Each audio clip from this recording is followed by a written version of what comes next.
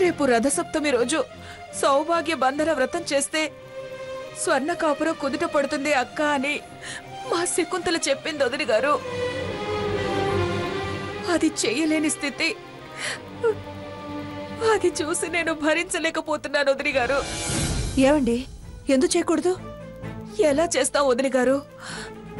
వ్రతబంధనాల తోరణం తొలి వరుస తోబుట్టువు, మలి వరుస మెట్టింటి వాళ్ళు వేయాలి.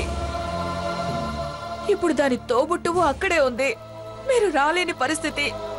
ఇక వ్రతం ఎలా చేయమంటారు చెప్పండి?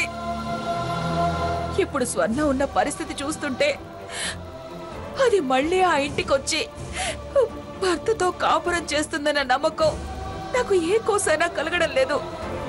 అత్తయ్య గారు వాడి పోరు పడలేక అలా మాట్లాడారు, కానీ ఆవిడకి మాత్రం వాళ్ళు కలిసి ఉండాలని ఉండదా? నేను ఎలాగోలాగో వచ్చే ప్రయత్నం చేస్తాను. మీరు మాత్రం వ్రతం జరిగేలా చూడండి. మొదలు పెట్టాక రాకపోతే అది ఇంకా కీడు చేస్తుంది, కానీ మేలు చేయదు. చేయాల్సిన ప్రయత్నం నేను గట్టిగా చేస్తాను. మీరు మాత్రం వ్రతం చేయడం మానుకోవద్దు.